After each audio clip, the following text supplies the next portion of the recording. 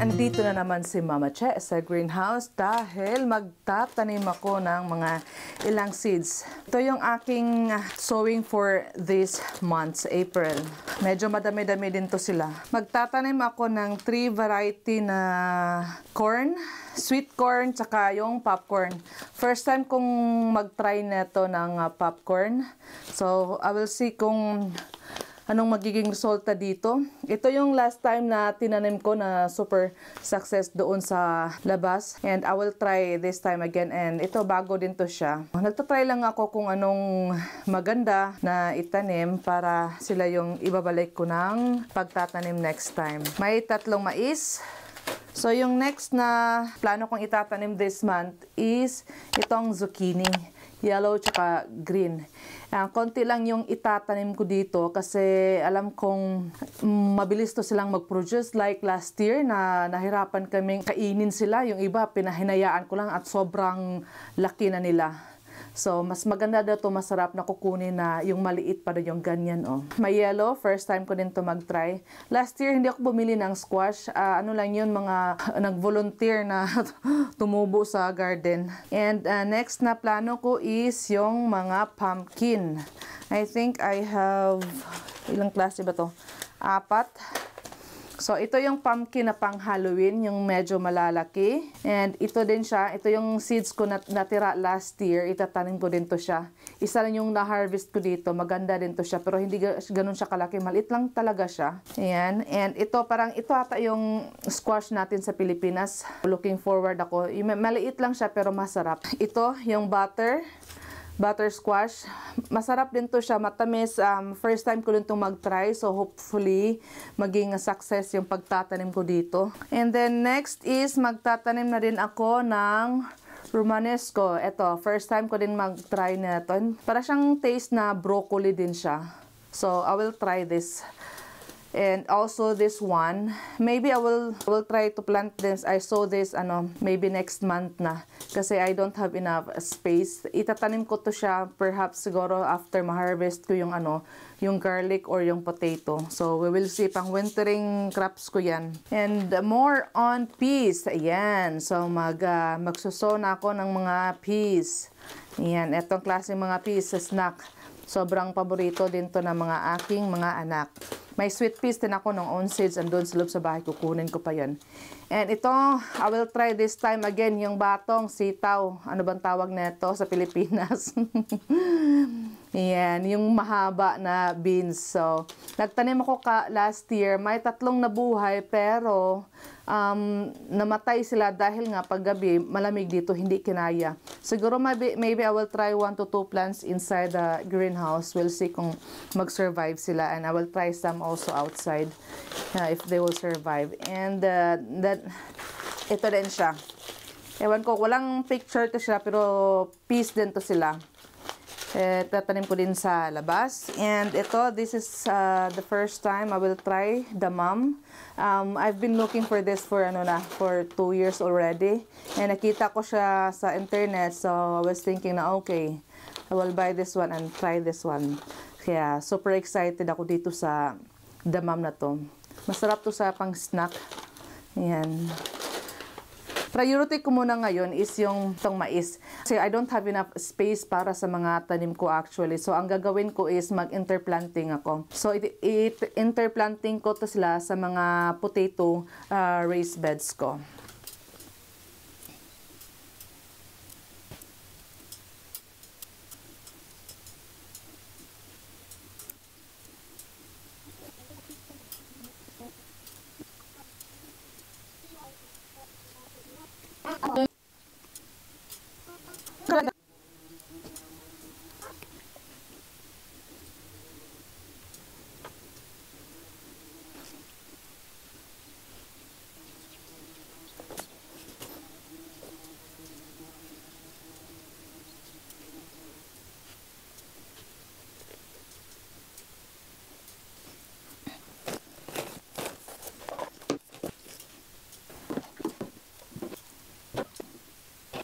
So, ang next na itatanim ko is itong okra, green okra.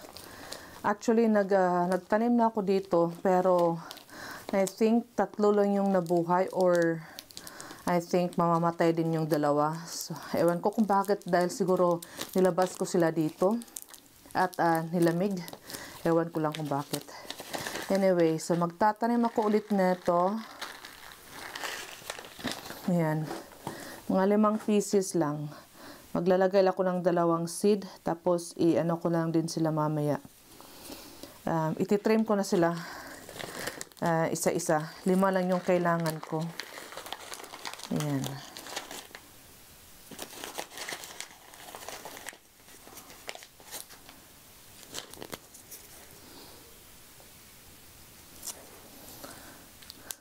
Mamaya ko na to lagyan ng soil ulit. And next is, dito ko na rin to itanim yung squash green. 5 lang din yung itatanim ko kasi wala masyadong laman.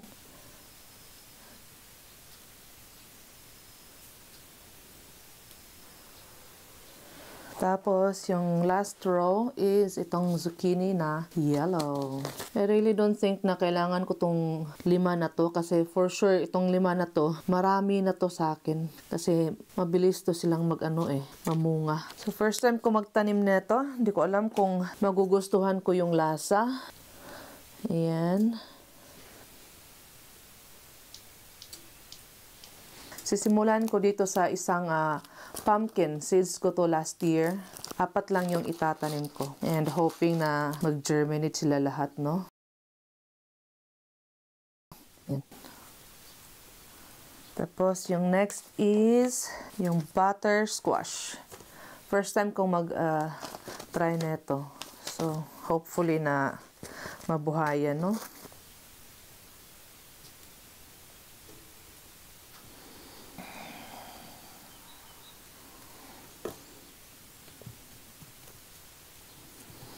The next is itong jack-lantern. Pang Halloween daw to siya.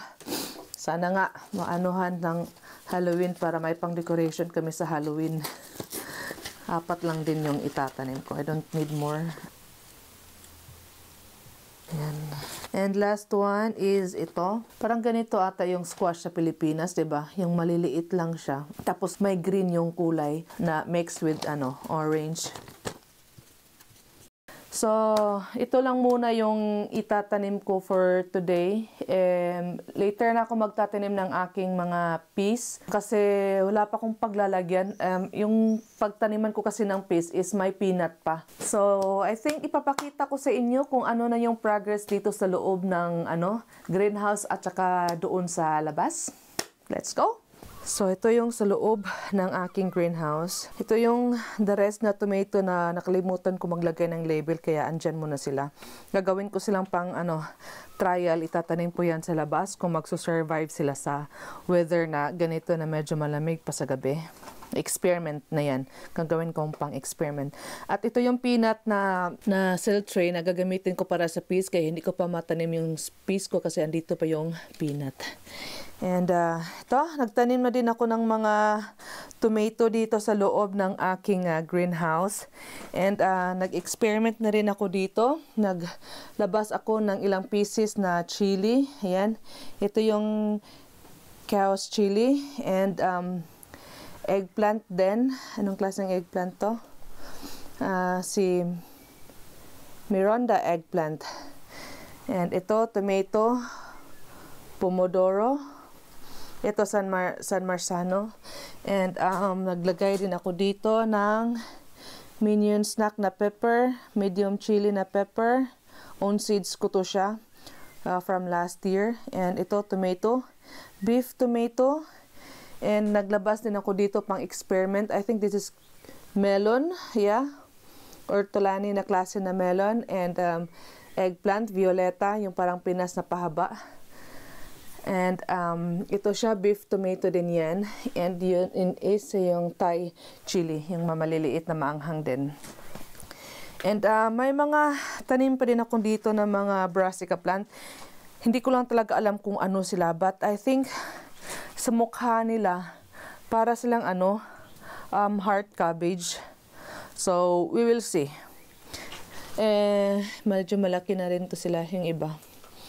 Ayan. Itong onion dito banda, ni-transplant ko na to, ay ni-transfer ko na to sila sa isang individual na cell like this one. Ito yung mga kalahati. Magkukuha pa ako ng isa ng ganito para gagawin ko dito. Hindi ko na to sila itatanim sa ground. Ang gagawin ko dito is ano na lang, gagawin kong set for next year. Pag medyo malaki na yung bulb niya, tsaka ko pa sila isa-save for next year planting. Kasi sayang pag itapon ng dami eh. Ayan, ito yung mga brassica purple broccoli to siya. Nilagay ko yan dyan para sa kaibigan ko, ibibigay ko yan sa kaibigan ko. And yung mga tomato ko, tingnan yung hahaba na nila oh. Yung may isa pa dyan na namulaklak na. Saan ba yun? Ito oh, strawberry. I think this is pomodoro. Ayan oh, namulaklak na. Uy, natumba. Kapit ka lang dyan, kapit ka lang. Huwag kang patumba-tumba. Oh, ito pa oh. Ito yung beef tomato, namulaklak na rin oh.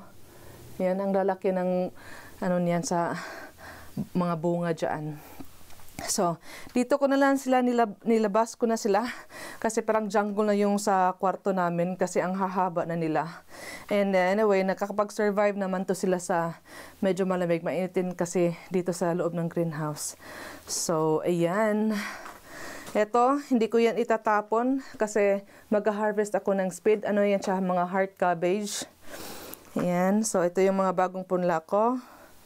Ayan sila. Tapos yung bulaklak. And ito yung radish na mix dito. Pero ang nakita ko lang is more on white lang. Ayan, oh. Kala ko mix to sila pero usually mga puti yung lumalabas eh. Ito yung tomato. Nag-own, self-growing yan siya. Andito na yan siya since I think it was March, early or end of March, and nabuhay siya at nag-germinate dito sa loob ng greenhouse. And ito din radish, nakapag-harvest na si Bunso dito ng mga radish ko. Ayan oh, may pahaba na, ready na yung iba oh. Oh, diba? Ang gaganda na nila. And ito din mga radish din to siya, dito na yung pabilog na parang cherry. Naubos na yan dyan kasi ito yung kinukuha ni Victoria kahapon. Ginawang snacks while nandito kami sa loob. Ayan, may tomato din ako dito. And cherry tomato to, dalawang cherry tomato. Yan, the next is a strawberry tomato. Mga own seeds ko na to sila. Strawberry tsaka itong cherry. And may pak choy pa din ako dito. Soon to be harvest na to sila. Ready na talaga to sila i-harvest. Ayan. And more tomato din ako dito. Strawberry din to siya. Medyo mahaba-haba na to. Uy, naputol. Oh my God. Oh, I need to replace this. Tingnan niyo oh. Yung nagtapping siya si Victoria kasi nilalaro to ni Victoria. Pumasok kasi, So I really need to replace this tomato. Otherwise, hindi na to sila tutubo or lalaki. Tinanggal ko na itong mga side shooters eh. Dang! Namulaklak pa naman oh. Kala ko makapag-harvest ako ng early dito. Well, anyway, i-replace ko to siya. May marami pa kasi akong extra doon eh. Buti maraming extra, diba? Ito, pomodoro na tomato. First time ko din to. Yellow daw to siya. So, super excited akong matingnan yan. And that one is San Marzano. First time ko din magtanim yan for canning. Maganda daw yan para sa gawing tomato sauce or pizza sauce. Yan, may ko dito, brassica. Ewan ko kung ano yan. Cauliflower ata yan. And I still have more salad. Kaka-harvest ko lang yan. Last week ata. Ang bilis nilang mag-produce. Yan. So, and dito sa taas, dito ko nilalagay yung aking mga seedlings. Ayan, ang dami nila. May leeks ako dito. And pepperoni, walang nag-germinate dyan. Nahirapan ako mag-germinate ng pepperoni na chili. Ito, bulaklak to sila. I need to transplant at I need to potting this size, the bigger size. And may mga basil ako dito. Ito, more on salad. Ito yung aking mga super healthy na celery. Ito mga brassica, cauliflower, tsaka purple sprouting broccoli. Ayan, so nilabas ko na sila dito. Dito din yung heart cabbage. Ayan. And ito, yung aking the rest na more tomato. Ano to sila? Maliliit pa to sila kasi pang ano to sila, pang outside na tomato. Ayan. Kaya nilate ko silang tinanim. More on dyan pa. And yung ating okra. Ito yung sinabi kong okra na namamatay dahil siguro sa lamig. Tingnan yung steam nila, oh. Dahil siguro to sa lamig. Ayan. And more tomato. And malunggay. Nabuhayin ako ng malunggay, oh. Kaya nag-experiment ako. Nilabas ko dito para ma-hardening siya sa cold. Yan. May isang bulaklak na nabuhay dyan. More on basil. So, yan. For now, dito muna sila. Yan. Sa loob ng aking greenhouse. And later, or soon, dito ko na itatanim yung aking mga cucumber, yung aking, I think malunggay dito din. Oh, we will see. Baka doon sa isang mini greenhouse ko ilalagay yung aking ampalaya. Ano din, melon, maglagay din ako dito. So, we will see talaga. And mga chili. I-empty ko yan dyan sa taas kasi dyan ko ilalagay yung mga bucket ng aking mga chili. So, for now, dyan lang muna yan sila kasi hindi ko pa kailangan. Pero later on, magki-cleaning ako dyan for chili. So, punta tayo sa labas.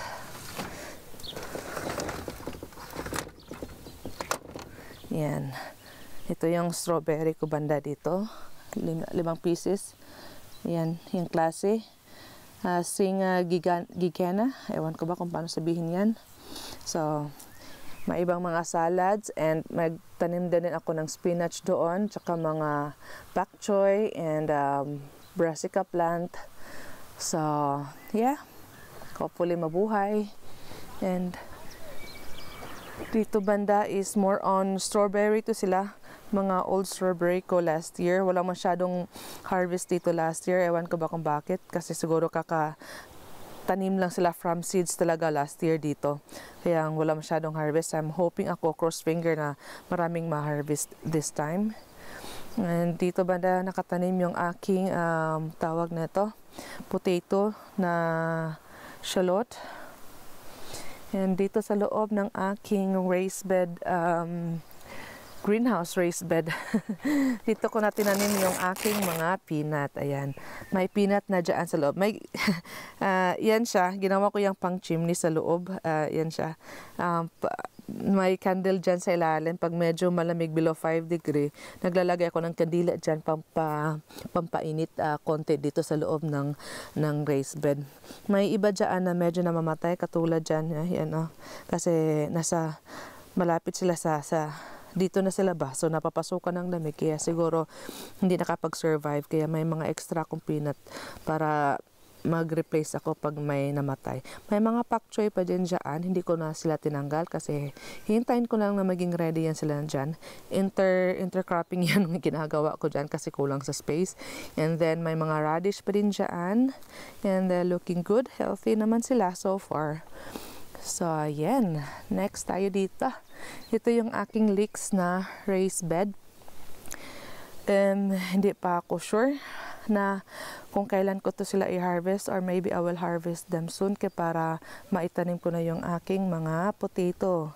May dalawang klase pa akong potato na hindi ko pa natanim kasi meron pa mga leeks. Ang liliit pa kasi para i-harvest. So, I think ang gagawin ko lang dito is i-harvest ko sila tapos ilagay ko sila sa freezer, i-preserve ko sila.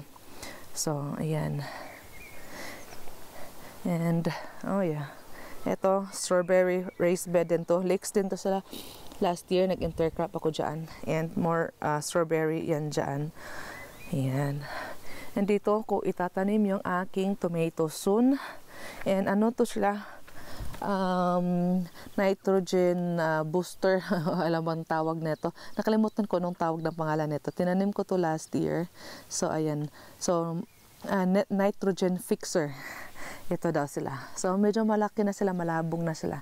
Ayan. Buti hindi ko na-harvest yung aking mga spinach. Tingnan nyo, oh. Sobrang ganda nila. Dahil siguro may mga nitrogen to dito sa ilalim sa mga seeds. So, talagang nagbo-boom talaga yung mga spinach ko dito banda.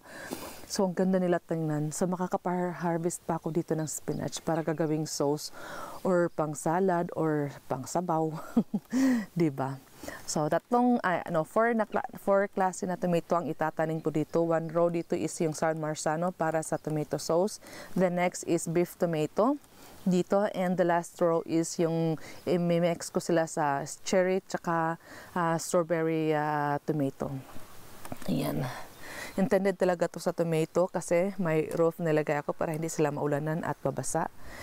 Ito naman yung aking potato. Ang plano ko dito sa potato, mag-intercropping ako dito ng mais by rows ata. So, yun ang plano ko kasi wala akong enough space dito sa garden at maraming mga tanim akong gustong itatanim. So, ayan, 'di ba? And ito yung compost ko. Ita-transfer ko pa yan doon banda sa kabila diyan para ready to sila. Siguro by end of this year, December. Ayan. Ito yung aking rhubarb. Yan. Lumalaki na sila. Nagsisilabasan. May tricks daw dito na para lalaki sila ng mabilis. Kakaviran to sila ng malaking plastic or bucket. Pero hindi ko ginawa kasi wala akong malaking bucket na pagtakpan dito. Maybe next year I will try kung anong magiging resulta. So, yan. Yung aking tea, finally na itanim ko na dito. Yung Camilla tea ko. Sinisis. So, hopefully mabuhay talaga to siya. Pero may mga lumalabas na dahon. Nakapat lang kasi to siya. So, nung tinanggal ko, yung mga roots nila is nag-ano na sa ilalim. Pero nung natanggal ko, naputol yung mga roots sa ilalim. Kaya siguro namamatay to yung mga dahon. Pero hoping ako na mabubuhay pa to siya. Yan. Kasi sa ilalim dito is asparagus. Pero kasi namatay yung asparagus, hindi nag-germinate last year. Kaya naisipan ko nang dito na lang itanim yung aking Camilla tea. Yan yung asparagus ko din dito. Ayan, oh. Nagsisilabasan na sila. Oh, diba? Huh? Pero hindi ko pa to sila i-harvest this year. Kasi gagawin ko munang ang gagawin ko is magpa-establish muna ako sa root system nila sa ilalim bago ako mag-harvest. Maybe next year. Pwede ko na siguro to sila ma-harvest. We will see. Dalawa to sila. Yung isa dito din. Ayan. Ay, lumalabas na rin dyan. So, diba? Ang ganda. Super excited ako dito maka-harvest ng marami. So, I think siguro magtatanim ako ng isa dito sa gitna, no? Para marami bongga-bongga. Siguro gagawin ko tong raised bed ng asparagus. Gagawa ng raised bed dito banda. Tapos doon. Pero maanuhan na yung ko. Yung rhubarb. Anyway, ito empty pa to siya. Hindi ko pa alam. Ang plano ko dito is dyan ko itatanim yung aking celery. And dito is more maybe brassica. And may garlic ako dito. Yan. And that one is empty. Hindi ko ba alam kung anong itatanim dyan. Dito, intended to sa mga brassica plant or sa mga squash. Yan. And dito, ang plano ko dito ko itatanim yung mais ko na popcorn or sweet corn. Tapos mag-intercrop ako dito ng mga peas sa gitna and then squash din. Uy, tagal ko na to hindi natingnan. May carrots ako ditong na-direct sowing. So, hindi pa sila nag-germinate. And meron din akong direct sowing pastinak. Ewan ko ba anong pangalan nun sa English. Ayan, titingnan ko. Sisilipin ko lang to kung hitsura na nito. Nilagyan ko kasi sila ng cover. Kasi, hindi dahil sa lamig, kundi dahil sa butterfly cabbage. So, papalitan ko pa to sila ng yung ganyan, papalitan ko dyan para makapasok yung ulan, pag uulan. Kasi ito, pang to, para sa lamig. Yeah, niready ko na yan dyan para palitan sila. Ito yung aking purloy. Yan, nakapag-harvest na ako dyan. Nimix ko sa aking itlog. Paborito to ni Alicia. Pag yung mga scrambled egg niya, gusto niya may laging purloy. Yan. So, ito yung himbe, raspberries. Yan. Early to siya. Tapos ito later na yan, na raspberry. And dito yung aking mga red onion. So far, nabuhay sila. And they survive. Ayan. So, I need to remove the cover na later. Kasi, I think hindi na nila kailangan yan. Kasi, itong onion na to, nakaka-tolerate to sila ng lamig like maybe 0 degree or minus 1, 2 degrees Celsius. I think nag-survive to sila. Pero pag in case na mag-drop 0 degree, maglalagay ako ng cover. Pero kailangan ko nang i-remove yan kasi hindi na kailangan ng aking mga onion. Kasi tinignan ko ahead of day, wala nang frozen days. And ito yung aking mga garlic. Oh guys, tingnan nyo. Ang ganda-ganda na nila. Diba? Ang lalaki na nila, oh. Ang lalapong na. So, yan. Titingnan ko pa to sa ilalim kung, ayan. So, may enough water pa yan sila. Ito yung kagandahan pag maglagay ka ng mulching dito. Kasi hindi sila mabilis nagda-dry yung soil sa ilalim. Pag ginaganan ka lang, oh, yan, makikita mo, yan, oh, diba? Hindi dry yung soil. Yan. And tingnan natin yung flower piece ko dito. Kung okay pa sila. Oh, okay naman sila so far. I don't think na maging okay tong aking flower piece dito kasi nabasa ko bad companion daw isa i-mix yung tawag nito yung peas tsaka onion kasi yung onion is nagsasak ng mga nutrients na ayan. So yeah, and more on dito pa. So yung hoping ko talaga, yung flower na yan is mag-crawl pataas tapos mag-aano ng flower dito. Yung pagpapasok ka dito, may mga flower tapos mabango. Yan ang imagination ko.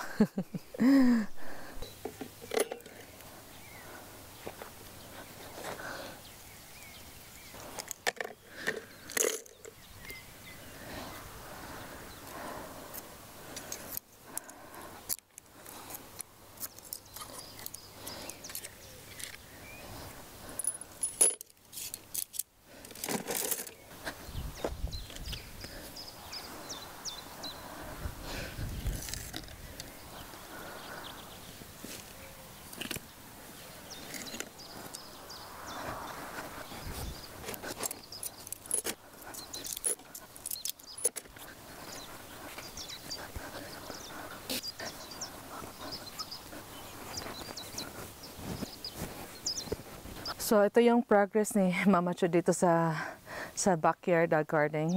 Siguro, may papakita ko sa loob kung ano na yung hitsura ng aking mga indoors plant na pang tanim dito sa labas.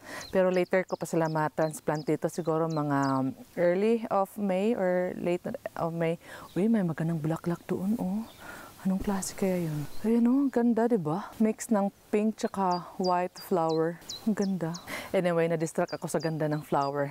So, ayan. Ito lang muna yung update ni Mama Cho dito sa garden. So, see you next time. Thank you for watching. Bye-bye!